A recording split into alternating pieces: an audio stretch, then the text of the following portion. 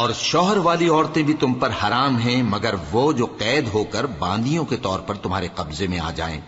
یہ حکم اللہ نے تم کو لکھ دیا ہے، اور ان محرمات کے سوا دوسری عورتیں تم کو حلال ہیں، اس طرح سے کہ مال خرچ کر کے ان سے نکاح کر لو، بشرطے کہ نکاح سے مقصود عفت قائم رکھنا ہو، نہ کہ شہوت پرستی۔ تو جن عورتوں سے تم لطف اندوز ہوئے ان کا مہر جو مقرر کیا ہو ادا کر دو، اور اگر مقرر کرنے کے بعد آپس کی رضامندی سے مہر میں کمی بیشی کر لو تو تم پر کچھ گناہ نہیں۔ بے شک اللہ سب کچھ جاننے والا ہے، حکمت والا ہے۔ اور جو شخص تم میں سے مومن آزاد عورتوں سے نکاح کرنے کا مقدور نہ رکھے تو مومن باندیوں ہی سے جو تمہارے قبضے میں آ گئی ہوں نکاح کر لے، اور اللہ تمہارے ایمان کو اچھی طرح جانتا ہے۔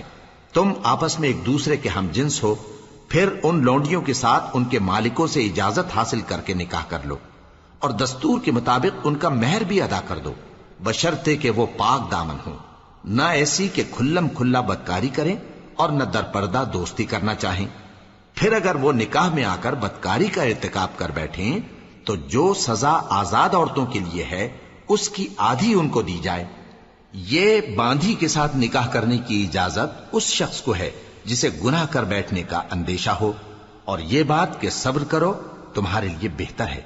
اور اللہ بخشنے والا ہے، مہربان ہے۔ اللہ چاہتا ہے کہ اپنی آیتیں تم سے کھول کھول کر بیان فرمائے اور تم کو اگلے لوگوں کے طریقے بتائے اور تم پر مہربانی کرے، اور اللہ جاننے والا ہے، حکمت والا ہے۔ اور اللہ تو چاہتا ہے کہ تم پر مہربانی کرے،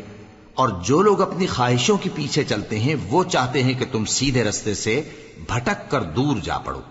اللہ چاہتا ہے کہ تم پر سے بوجھ ہلکا کرے، اور انسان طبعاً کمزور پیدا ہوا ہے۔ مومنوں، ایک دوسرے کا مال ناحق نہ کھاؤ،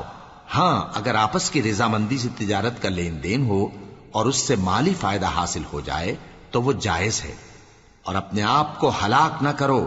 کچھ شک نہیں کہ اللہ تم پر مہربان ہے۔ اور جو زیادتی کرتے ہوئے اور ظلم سے ایسا کرے گا تو ہم اس کو عنقریب جہنم میں داخل کریں گے، اور یہ اللہ کو آسان ہے۔ اگر تم بڑے بڑے گناہوں سے جن سے تم کو منع کیا جاتا ہے پرہیز کرو گے تو ہم تمہارے چھوٹے چھوٹے گناہ معاف کر دیں گے اور تمہیں عزت کے مکانوں میں داخل کریں گے۔ اور جس چیز میں اللہ نے تم میں سے بعض کو بعض پر فضیلت دی ہے اس کی تمنا مت کرو۔ مردوں کو ان کاموں کا ثواب ہے جو انہوں نے کیے، اور عورتوں کو ان کاموں کا ثواب ہے جو انہوں نے کیے، اور اللہ سے اس کا فضل و کرم مانگتے رہو، کچھ شک نہیں کہ اللہ ہر چیز سے واقف ہے۔ اور جو مال ماں باپ اور رشتہ دار چھوڑ مریں تو حقداروں میں تقسیم کر دو کہ ہم نے ہر ایک کے حقدار مقرر کر دیے ہیں، اور جن لوگوں سے تم عہد کر چکے ہو ان کو بھی ان کا حصہ دو، بے شک اللہ ہر چیز پر نگراں ہے۔ مرد عورتوں پر حاکم ہیں، اس لیے کہ اللہ نے بعض کو بعض سے افضل بنایا ہے، اور اس لیے بھی کہ مرد اپنا مال خرچ کرتے ہیں، تو جو نیک بیویاں ہیں وہ فرمانبردار ہوتی ہیں، اور ان کے پیٹھ پیچھے اللہ کی حفاظت میں مال و آبرو کی خبرداری کرتی ہیں۔ اور جن عورتوں کی نسبت تمہیں معلوم ہو کہ سرکشی اور بدخوئی کرنے لگی ہیں تو پہلے ان کو زبانی سمجھاؤ، اگر نہ سمجھیں تو پھر ان کے ساتھ سونا ترک کر دو، اگر اس پر بھی باز نہ آئیں تو زد و کوب کرو، پھر اگر تمہارا کہنا مان لیں تو پھر ان کو ایذا دینے کا کوئی بہانہ مت ڈھونڈو، بے شک اللہ بہت اونچا ہے، بڑا ہے۔ اور اگر تم لوگوں کو معلوم ہو کہ میاں بیوی میں ان بن ہے تو ایک منصف مرد کے خاندان میں سے اور ایک منصف عورت کے خاندان میں سے مقرر کرو، وہ اگر صلح کرا دینی چاہیں گے تو اللہ ان میں موافقت پیدا کر دے گا۔ کچھ شک نہیں کہ اللہ سب کچھ جانتا ہے، سب باتوں سے خبردار ہے۔ اور اللہ ہی کی عبادت کرو اور اس کے ساتھ کسی چیز کو شریک نہ بناؤ، اور ماں باپ اور قرابت والوں اور یتیموں اور ناداروں اور رشتہ دار ہمسایوں اور اجنبی ہمسایوں اور پاس بیٹھنے والوں اور مسافروں اور جو لوگ تمہارے قبضے میں ہوں سب کے ساتھ حسن سلوک کرو، بے شک اللہ تکبر کرنے والے، بڑائی مارنے والے کو دوست نہیں رکھتا۔ جو خود بھی بخل کریں اور لوگوں کو بھی بخل سکھائیں، اور جو مال اللہ نے ان کو اپنے فضل سے عطا فرمایا ہے اسے چھپا چھپا کے رکھیں، اور ہم نے کافروں کے لیے ذلت کا عذاب تیار کر رکھا ہے۔ اور جو خرچ بھی کریں تو اللہ کے لیے نہیں بلکہ لوگوں کے دکھانے کو، اور ایمان نہ اللہ پر لائیں نہ روز آخر پر، اور جس کا ساتھی شیطان ہوا تو کچھ شک نہیں کہ وہ برا ساتھی ہے۔ اور اگر یہ لوگ اللہ پر اور روز قیامت پر ایمان لاتے اور جو کچھ اللہ نے ان کو دیا تھا اس میں سے خرچ کرتے تو ان پر کیا مصیبت آ پڑتی، اور اللہ ان کو خوب جانتا ہے۔ اللہ کسی کی ذرہ بر بھی حق تلفی نہیں کرتا، اور اگر کسی نے نیکی کی ہوگی تو اس کو کئی گنا کر دے گا اور اپنے ہاں سے اجر عظیم بخشے گا۔ بھلا اس دن کیا حال ہوگا جب ہم ہر امت میں سے احوال بتانے والے کو بلائیں گے اور تم کو اے نبی صلی اللہ علیہ وآلہ وسلم ان لوگوں کا حال بتانے کو بطور گواہ طلب کریں گے۔ اس روز کافر اور پیغمبر کے نافرمان آرزو کریں گے کہ کاش ان کو دھسا کر زمین برابر کر دی جاتی،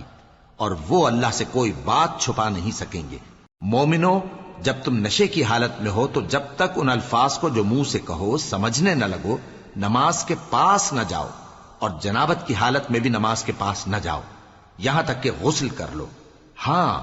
اگر بحالت سفر رستے چلے جا رہے ہو اور پانی نہ ملنے کے سبب غسل نہ کر سکو تو تیمم کر کے نماز پڑھ لو، اور اگر تم بیمار ہو یا سفر میں ہو یا کوئی تم میں سے بیت الخلا سے ہو کر آیا ہو یا تم نے عورتوں سے مقاربت کی ہو اور تمہیں پانی نہ ملے تو پاک مٹی لو اور منہ اور ہاتھوں کا مسح کر کے تیمم کر لو، بے شک اللہ معاف کرنے والا ہے، بخشنے والا ہے۔ بھلا تم نے ان لوگوں کو نہیں دیکھا جن کو کتاب سے حصہ دیا گیا تھا کہ وہ گمراہی کو خریدتے ہیں اور چاہتے ہیں کہ تم بھی رستے سے بھٹک جاؤ، اور اللہ تمہارے دشمنوں سے خوب واقف ہے، اور اللہ ہی کافی کارساز ہے اور اللہ ہی کافی مددگار ہے۔ اور یہ جو یہودی ہیں ان میں کچھ لوگ ایسے بھی ہیں کہ کتاب اللہ کے کلمات کو ان کے مقامات سے ہٹا دیتی ہیں اور کہتے ہیں کہ ہم نے سن لیا اور نہیں مانا، اور کہتے ہیں سنو نہ سنوائے جاؤ، اور زبان کو مروڑ کر اور دین میں طعن کی راہ سے تم سے گفتگو کے وقت راعینا کہتی ہیں، اور اگر یوں کہتے کہ ہم نے سن لیا اور مان لیا اور صرف اسمع اور راعینا کی جگہ انظر نہ کہتے تو ان کے حق میں بہتر ہوتا اور بات بھی بہت درست ہوتی، لیکن اللہ نے ان کے کفر کے سبب ان پر لعنت کر رکھی ہے تو یہ کچھ تھوڑے ہی ایمان لاتی ہیں۔ اے کتاب والو، قبل اس کے کہ ہم کچھ چہروں کو مٹا دیں اور پھر ان کی پیٹھ کی طرف پھیر دیں یا ان پر اس طرح لعنت کریں جس طرح ہفتے والوں پر لعنت کی تھی، ہماری نازل فرمائی ہوئی کتاب پر جو تمہاری کتاب کی بھی تصدیق کرتی ہے ایمان لے آؤ، اور اللہ نے جو حکم فرمایا سو سمجھ لو کہ ہو چکا۔ اللہ اس گناہ کو نہیں بخشے گا کہ کسی کو اس کا شریک بنایا جائے، اور اس کے سوا اور گناہ جس کو چاہے معاف کر دے، اور جس نے اللہ کا شریک مقرر کیا اس نے بڑا بہتان باندھا۔